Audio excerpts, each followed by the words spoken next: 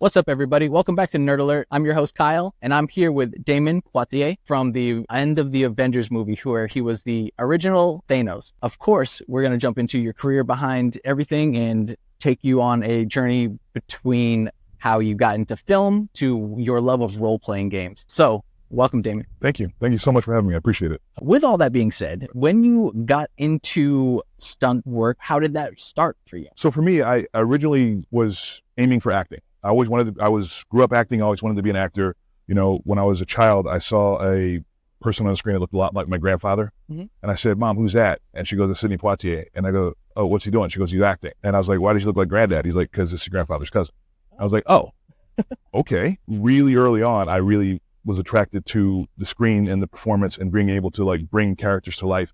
And one of the things about acting I realized, because I have so many various interests that I realized as an actor, you can be anything. Mm-hmm.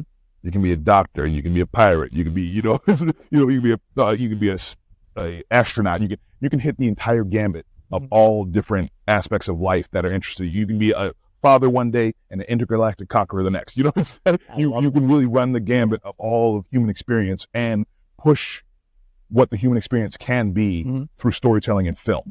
I love that. So I was very attracted to acting, and I trained, I worked on it. And then, I started watching action films, and I was like, "Ooh, I want to do action films as well," because being an action hero is very attractive to anyone who can move. And I started learning movement, started training martial arts, and found that I had a bit of skill with it, or a bit of talent with it. Grew up in Massachusetts, born in Philly, grew up in Massachusetts. We moved to Florida, and there was an audition for a low-budget martial art. And I went with my demo partner, because we were doing demo fights for our martial arts school. Mm-hmm. We did a demonstration, and the stunt guys there were like, "Okay, most guys your size don't move like that."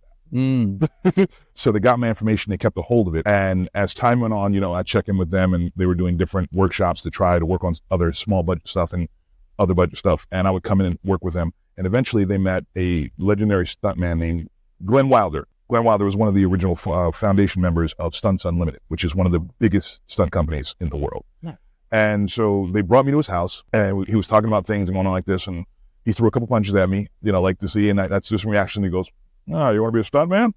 And I said, "Yeah," because when you think about it, especially if you're going to be an action star, learning stunts and learning the foundation of how movement and camera works is essential to making a good performance. Yeah, because you're always playing to the camera, not necessarily playing to the other character in the scene. Yeah, and you have to know how to move, you have to know how the camera moves, and all those aspects are like critically important to informing the scene, being able to, and being comfortable mm-hmm. doing it in front of the camera. So if you're going to be an action hero, what better way to learn how to do action than to start with stunts? That's awesome. Yeah. So you had that meeting. Mm-hmm. When did you first arrive on your first set? My first set. So that was in July of 2000.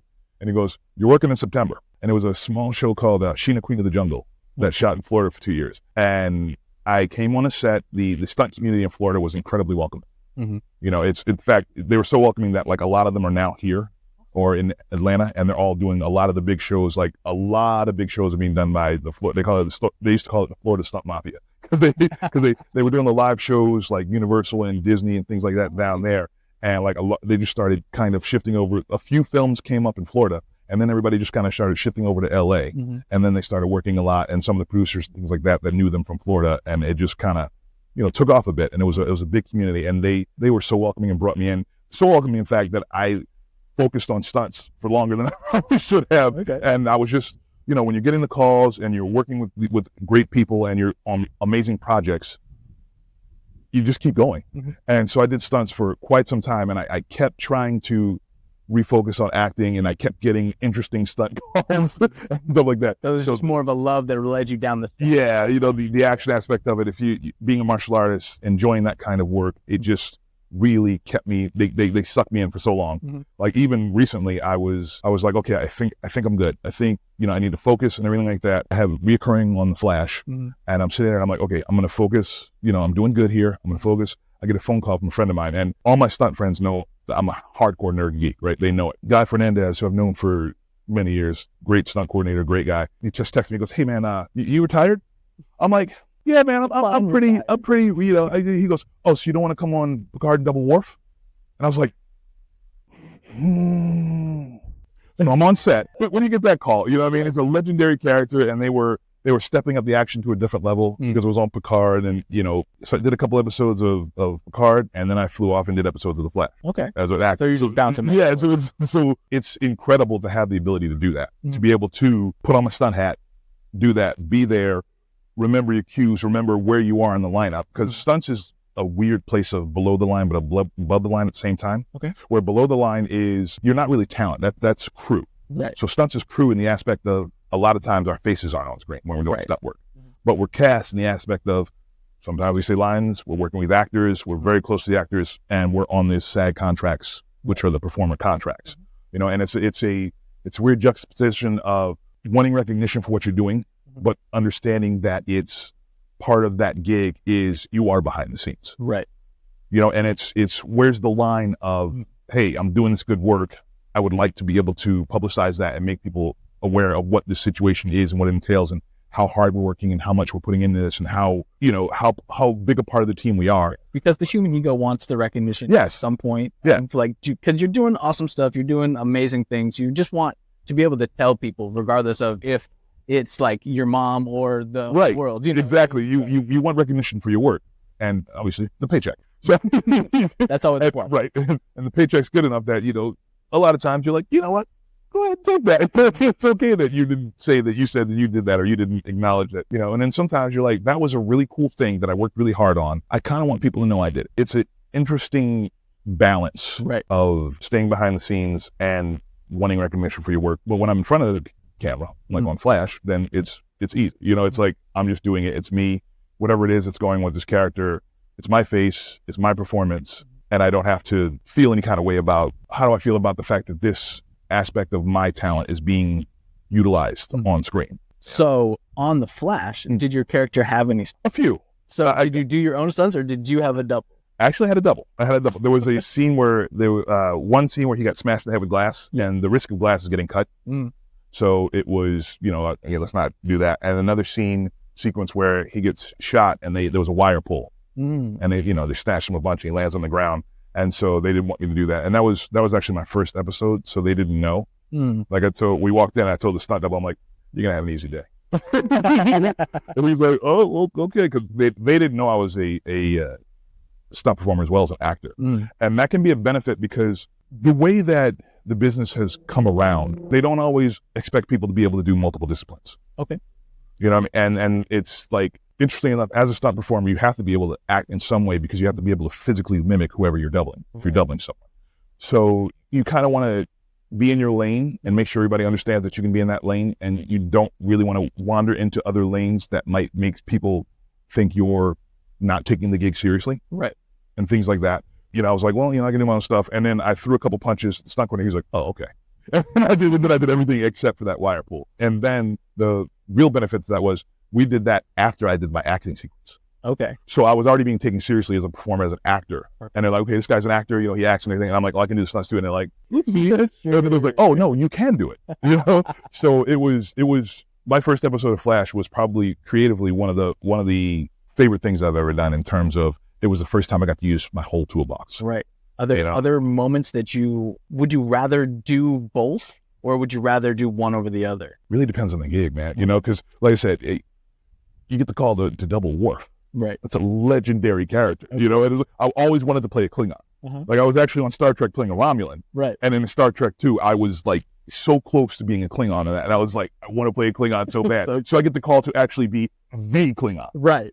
It's like, oh no, you're going to double for the Klingon. You're not just going to be, somebody who runs up on, it's like, you get to be the guy. And I was like, so when those calls come, I can't deny it. Right. I would love to be in front of the camera. Obviously, apparently I can do it. I'm somewhat good at it. So I love being in front of the camera and doing that aspect of my toolbox, and that desire to be a part of just the storytelling and all will never go away. Okay. I love that. Yeah. So was this all before your appearance as the first Thanos, or was the Thanos was the introduction to all of it? Thanos was actually like down the line a bit. Like it was during one of the periods where I was like, no, I'm going to focus on my acting. Okay. And I was like, I'm just focusing. I got a call from my manager. Now, I've worked with Joss Whedon because I doubled for J. August Richards on Angel. Okay. That was one of my more regular gigs. I was one of the doubles for him on Angel. And then I ended up also on Firefly. Nice. Because I knew some of the guys from Angel, and I doubled when Richard Brooks played Jubel Early. The character, it was Objects in Space, and it was like one of the like heavy fighting episodes. And I got to double for Jubel Early. So Joss he knew me for years. Okay. And so I was sitting there, my manager was like, hey, and I know I'm trying to focus on acting. They're like, do you want to audition for a non-speaking role on Avengers? And I'm like, yeah. Where do I have to be? No, and then we're like, oh, you want to do that? I'm like, yes. And so, I didn't know what I was doing. They didn't tell me. So I go in there and I do the audition. They're like, turn around and smile. I'm like, okay, I can do that, And obviously I realized, okay, this is probably something for the stinger, probably something might be cool. And I had no idea that Thanos was going to be a part of the cinematic universe at that point. So I tell you. No, I found out in the makeup chair. Like I walk into the studio, Ironhead studio, where they did all the makeup, and I'm walking through and I see designs for Thanos. I see the designs, and I'm like, oh my God, Thanos is going to be in the... I'm like, this is so cool. I can't wait to see anything about Thanos. No idea. So I walk in, I see that, and I saw some designs on some Skrull designs too. So I was like, okay, I'm going to be Clerk. I'm going to be, the Super Skrull. That's going to be awesome. They're going to introduce Fantastic Four. We're going to get to that. I'm thinking, this is cool. So I go and I sit down and we start doing the stuff and everything. And I go, yeah, I said, so what am I doing? Am I doing Clerk? And he goes, everybody, like the whole room freezes. And they all look at me. And was it Jose? I can't remember who it was, but one of them goes, you're Thanos. And I was like, just like, now here's the thing. At that point, like 1 billion miles an hour. Okay, right. I'm playing Thanos. Right? I can't tell anybody. Right. I cannot tell anyone. That is so. Because this is like the biggest spoiler in Marvel history. Right. I cannot tell anyone I'm doing this. They're going to do more with Thanos. They're obviously going to do more with Thanos because they wouldn't introduce him. They weren't going to do more with Thanos. I'm not a big enough actor to carry this role. Right. Yet. People don't know me and don't know what I can do. They're not going to bet that on me. I can't use this to let people know I'm doing it to get enough roles to keep the role. So like all that just went. I was like, and I was like, okay, you know what? Do your best. Get in there. Do the hell out of it. Make them happy and see what develops. Right. That's all you can do for that. And just sitting on that for years was just, it was painful. I had to say, so at what point was this production and how long did you have to keep this a secret? Trying to think timelines, very tired, long con. So the actual makeup was probably at least 6 months. Wow. Yeah, so 6 months before filming. Okay. So then, they flew, and it was fast. They flew me to Mexico, back when they were doing all the stages over there. We buzzed in, we did a makeup test, we, checked it out, came in the next day, did the shot, got me done, went home, chilled, got on a plane, and out. It was like a 2-3 day process. It was so quick, like I said again. So then you wait. You're waiting for the movie to come out. You're waiting for the movie to come out. And so they don't tell you prior to it that they used like your take, or they didn't bring somebody else in to do it, or no, you don't get any of that information. In fact, if you look at there's a lot of pictures of the original makeup. They actually altered it digitally. Oh, wow. Like they changed my nose a little bit, and they did a few other things to make it a little different than the actual makeup was done. In the final cut of it, but you can still see it's me if you know. So that was kind of like, I was like, okay, so you never know what they're gonna do, and you're at it's their vision, it's their story, right? So you want to serve the story, and one of the things that helps me as a performer is, especially when you start getting into personal and ego and stuff like that, is how will I serve the story, right? Not how do I serve myself, right. Because this is not my thing. This is their thing. They're hiring me. Right. To help them balance create. Between serving the story and wanting to tell everybody. Right. It's like telling everybody would not serve the story. Right. Claiming this, making a big deal out of the fact that I did this, because there have been lots of different ways to go about attempting to keep a role. Right. And that's not my story. My story is doing it and letting them, it's their story. Let them have their story. Let them do their thing. You want to be respectful of the medium. If on such a small thing like this, it's 6 seconds at the end of the event. Right. Incredibly the most legendary 6 seconds. It's had a lot of impact, and I've been very grateful for that in terms of like how I'm perceived with the fandom. Of course. So that's amazing. On the business side, not as impactful. Right. But, still a very cool, oh, you were that guy. And you take that recognition, you love it, but like I said, how do you serve the story? And serving the story and what they're doing is give it to them. trust their vision. If it doesn't match up with what you wanted, work on your own thing. Make your own thing that serves that vision. Love that. So when this, like, you go to see the movie, right? Mm-hmm. And are you going with a group of friends being like, let's just go see Avengers? Or like, are you like kind of cluing people in that you may be in this? Or did you just let everyone be like, I just went. Actually, there was like an Acura had like a screening that was right by my house, like a small like preview screening. And I don't even remember how I got on the list, but I just went with a normal crowd. oh, wow. And nobody knew who I was and things like that. And I just went in and I watched it, and I was just and then the moment happens, and I'm just like, just like, and it's kind of weird because it's my face, but it's not my face, Right. and I'm a fan, so I'm watching. I just watched Avengers, which is it's Avengers, Right. And at the end of the movie, after the mid-credit scene, it's me but not me on the screen, just previewing the massive insanity that's about to happen. Right. And I'm like, wow. And it's just profoundly grateful for being in that moment, just having that moment. And being, I couldn't even imagine what it would feel like to just like to take all of that in. Yeah. You know what I mean? Yeah, I've had a few profound moments in my career. That's one of the most, it's such a small moment from a business side, but such a profound moment from a entertainment fandom side. So when you found out that you weren't moving forward as Thanos, was that a hard moment for you, or did you not even find out until like you were actually replaced on screen? When you're in the business, you hear a lot of chatter. Okay. People will say, you'll end up hearing things about things that are going on that technically we talk a little more than we should when you're in business, but that you're talking to people who won't talk. Right. So I found out previous. So it wasn't an on-screen gut punch. I found out previous to that it was happening. And I was like, okay. And I found out who it was. And I was like, well, that makes sense. Mm-hmm. You know what I mean? I'm like, yeah, A-list actor, been acting since he was a kid, yada, yada, well-known, incredibly talented. Mm-hmm. Yeah. How do you argue with that? Right. So, I just kind of took it in, and I was like, but once again, I knew the path I chose. Mm-hmm. I didn't choose to try to campaign for the role in a way that would disrupt the story that they were telling. It wasn't about me. Right. It's never about you unless you're the star or it's your project. Mm-hmm. So, but being a part of the legacy is something. Exactly. That's always mine. Love that. So, yeah. So I also know that you're a huge fan of video games. You got to experience the process behind these video games. Yeah, so I worked on a game called Payday 2. It weirdly started out as a web series. Really? So we're doing a web series that was kind of a teaser for the next game, because there was a game called Payday the Heist. Right.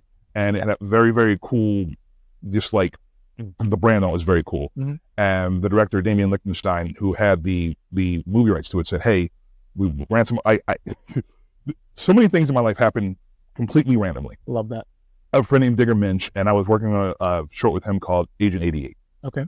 And he calls me, he says, hey, come to Damion Lichtenstein's house. Damion Lichtenstein, director of 3,000 Miles to Graceland. Yeah, he's like, come to his house. And I'm like, okay. I've been over there a few times doing some of the ADR and stuff for Payday, for Agent 88. So I didn't know if it was for that. Mm-hmm. So I get there, and he goes, hey, there's a bunch of people sitting around here. What are they? Oh, they're auditioning for something. That's cool. I wonder what they're doing. So I go and see Digger. He's like, oh, just hang out for a minute. And then he says, go upstairs and see Damion. I'm like, what? But they're auditioning. What am I? So I go upstairs, he hands me papers, and he goes, read this. And I'm like, oh, okay. And it's the script for Chains for Payday for the web series. Okay. So I'm like, put this up, and I read the script, and he goes, we have a couple moments. We do some back and forth stuff, and we talk, and he goes, okay, cool, thank you. And I was like, I walked downstairs, I go, Digger, what was that? What was that? He's like, oh, we're doing the Payday thing that you've seen that's been around. He's like, they're doing a web series, so you just auditioned for one of the lead roles. And I said, oh, cool, that sounds. Let's do that. Okay. Right, okay. So we do the web series. It's hectic. It's low budget, and it's always like, it's grindstone. You're just getting there, you're getting it done. And I'm like, we're doing some fun stuff here. This is good. I'm liking this. And then Damion, he's like, hey, do you want to try doing the voice for the character for the game? I'm like, yeah, let's do, why not? Let's do that. Let's do the voice. So I get in there and I get in the booth and I just start riffing, and I'm going, and I'm having a blast. It's so much fun. I don't think I'd actually done any voiceover, like really from that point. So I just go, and they're like, hey, we want you to, once again, it was an audition I didn't know about. And they're like, we want you to continue to do the character. That lasted for 10 years. Jeez. Yeah, they kept doing updates for the game. Uh-huh. We We did a bunch of different, like for the DLCs, they started to do live action like, preview shoots for the DLCs. See those are sick. Yeah, so we got to do all those. And then, you know, we just did a bunch of short films. We did a big like ending when they ended the game. We did a big Payday goodbye like short film. They flew us to Spain. They flew us to Melbourne. They flew us to Sweden. Like we just like it was this web series that just like you never know what's going to happen in this business. You can never tell where something's going to take. You know, so with that experience and being such a large part of that for so long, I was approached to work on a new game called Crown Bass Rocket City. Okay, and so the writing process for video games is a lot different than any process I've been a part of. And as I was not a coder, you know, basically I was working on fleshing out the characters and giving them life and making sure they had the aspects of the characters that were, you know, that brought them into from a caricature to a character. Okay. You know, there was archetypes that were in mind, and it was like, okay, how do you humanize this? How do you get them from being this, you know, this caricaturist archetype to a person, living, breathing person that got to that point? Because, you know, stereotypes and all those other things, they all come from something. You know, there are experiences that people have that lead to these emergent stereotypes and caricatures and things like that. So how do you thread that needle and find a way to make that a human story? Okay. And so I did that for a lot of characters. And included in that was you're doing a character, you're going to be one of the leads, you're going to perform him, and you get to create everything about him. You get to create his look. You get to create his sound. You get to, you know, so it was like his motivation, his backstory. You get to literally build a person. Yes. That leads this story. This is what I want. Build them out from there. And you had to, were you working personally with these teams that are coding, creating them, them, talking to them, all that stuff. There was a couple bumps in the road where, you know, some of the presented images didn't match what we were thinking about for the backstory. So you had to pivot and say, okay, how do we make this work? So you're doing some very creative rejiggering to make it so that it actually ends up enhancing the story quite a few times. One of the things that's interesting about budgeting is when people get too much money, you can just throw money at it. And then you don't have to be creative about how you fix the problem because you just get more money to get the thing you want. Gotcha. And that happens with a lot of like sequels and things that come afterward. You have the opportunity to just do exactly what you want because you have that money. Right. So sometimes it works out well, you know, and you throw the money at it, you get exactly what you want, and it serves exactly the purpose you want it. Other times, because you have to be creative, because you can't do exactly what you wanted, you have to dig and find something that enables you to still tell your story in a different way maybe than you originally like were thinking. Right, because you weren't able to create this exactly how you want. And have to work within the budget to get what you want. And sometimes your initial vision doesn't have the depth that you will get when you have to figure out how to make it work. Okay. There was a few times we had that hit, and then the character and the story got so much better. And I was like, wow, this is I'm much more excited about this than I was originally. And so we had a couple and things like that, and just performing, building the character, finding the voice, finding the movement, you know, and it was. Like video games, don't let it get twisted. Video game writing and video game development is hard. Yeah. It is those guys, there's a thing called the vertical slice and this thing called crush where you're working 14, 16 hours a day. Jeez. And there's 4 departments and they all need like something from other 4 departments and everybody's priority. Yeah. You know, so it's like, I need this from you in 2 hours. Right. And then you get a call, I need this from you in 15 minutes. So you get a call, did you do this thing yet? No, they told me to do, no, I need this now. Right. So you're like, wait. And it's organized chaos. Like there is an order to it. Like it's not like nobody knows what they're doing. It's just that everybody's trying their hardest to get everything together at the same time. So it's not coming from a place of disarray. I think it's coming from a place of, we all need these things to make this thing happen so that we can get to the next level. And if you're that choke point, that key point for that, you're just flailing to get it all done. Yeah. So it's scary, exciting, and overwhelming. That's a bit more of my experience working in hospitality and graphic design and things like that, where like I'll get something on my desk and it'll be like 2 hours before I'm supposed to clock out, and they're like, we need to submit this by the end of the day, like today, send it to the team, get it back. Is like, I need you here to create this, and if you don't get this done, then this event doesn't happen. Right. You know what I mean? Yeah. So that's a little bit more of my experience, and I know how to operate in those systems. So it's cool to see that you're like really jumping into that full force and like leading and guiding these people around to get the outcomes that you want. The next call that's gonna be, you know, I'm like, okay, wait. that's a hefty, you know, weight to bear. Understanding it now, I have a profound respect for what you do that I probably wouldn't have had. There's some things you can't understand until you go through them. Yeah, of course. You know, so now when somebody says, oh, I do this, I'm like, oh. You you know. Like I was talking to Guy, it's like, that's how I learned about the stunt performers. And I learned that I have so much more respect for anything that you guys do. You guys are lighting yourselves on fire and then having to do it 6, 7, 8, 9 times to get this thing. And like, who knows how that feels? Like, I don't know what it's like to be lit on fire. You know what I mean? Like, I can't imagine if you have to do that. If you have the right team, it's not that bad. Have you ever not had the right team? No, I've been very fortunate. Okay. You know, most of the time, if something happened that went awry, it was user error. It was me not quite being where I should have, or, you know, reacting wrongly to something. I've been very few times have I been in a spot where I was like, oh, that was not my fault. You know, they jacked me up. You know, it's like that. So it's a brotherhood. Stunts is a brotherhood. That's one of the reasons why it's so, you know, when you get that call, you're like, ooh, because it's such a brotherhood, it's such a camaraderie. Because there's one of the, you know, trauma forms links. Yes. And risking your life to get a shot is traumatic. You know, having someone swinging at your face full force. Right. You know, it ignites your fight or flight, and staying there and just barely missing and doing the thing, whatever you need to do, you know, taking the hits every now and again, doing it, bam, you okay? Yeah, all right, you good? Yes, no, go again, you know, it's like, the bonds you form in that kind of activity are ridiculous, and it's a very visceral bond because you're physical. Okay. You know, you know the bond from the graphic of, you know, you're calling someone and they're calling you and saying, I need this thing. You know that's a bond. That's a strong bond too. It's a different kind of bond, but it's also a strong bond. It's like these trauma bonds that's how you make friends. You know, you go through a traumatic experience and then you go, and then you got best friends. Right? Exactly. So it's just on stunts it's a different level because, like I said, your life is literally sometimes at risk. Mm-hmm. Love that. So the last thing I want to talk to you about is your love for D&D and tabletop games. Where did that come from? What are you doing with it? And how excited about it are you? I came in through, I talked about fantasy, sci-fi, all that other things. When I found that you could create your own sci-fi adventures with pen and paper, or fantasy adventures, something like a pen and paper, I was like, oh, this is my thing. I played every day, every Saturday.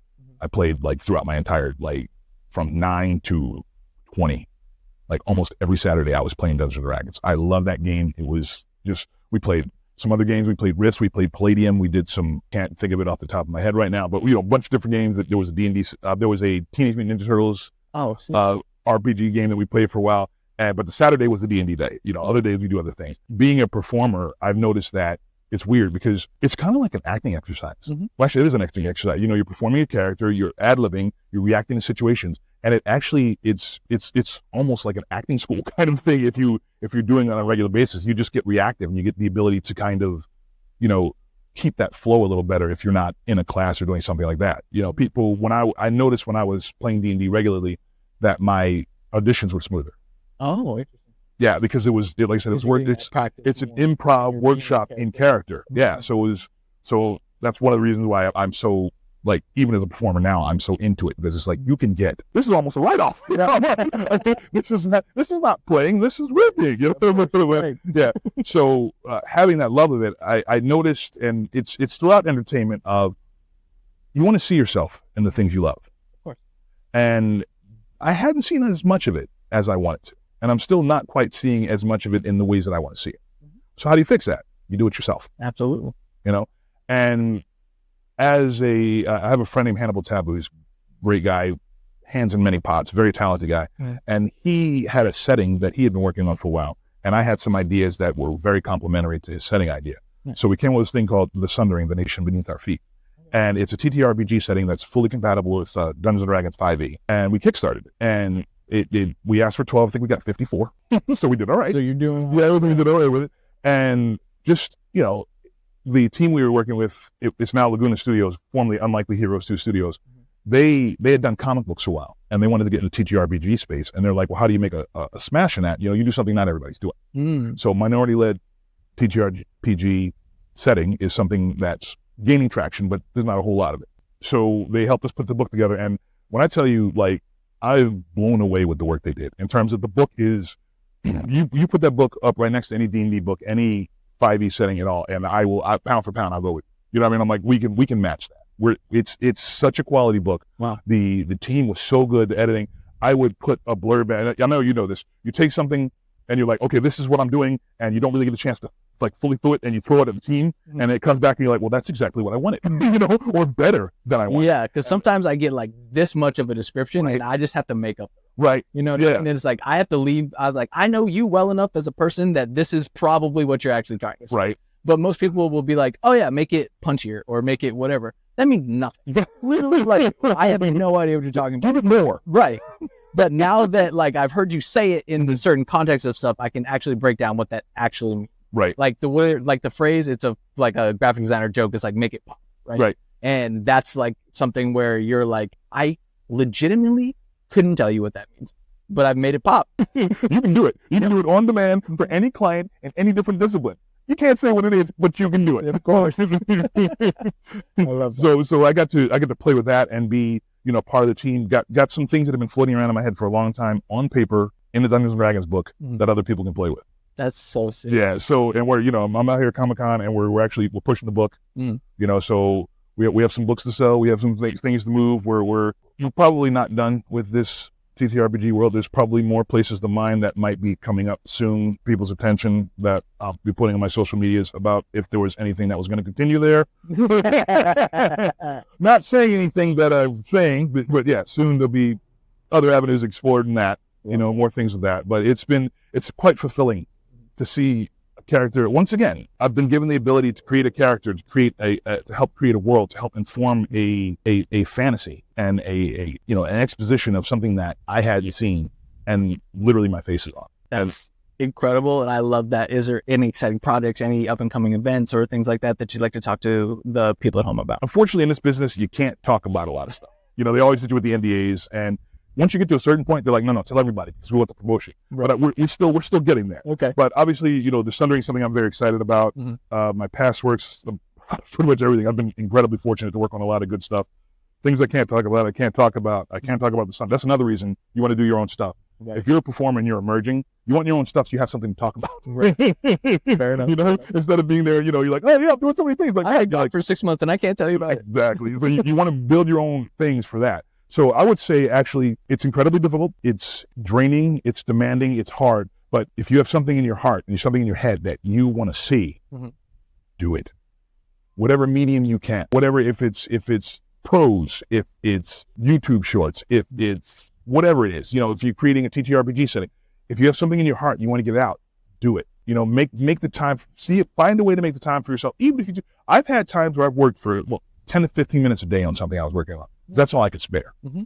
But put the time in, and if you just keep at it, there's a writer named Stephen Barnes, incredibly prolific, amazing. He's great inspiration to me. And he said, write a sentence a day. Love that. Love that so much.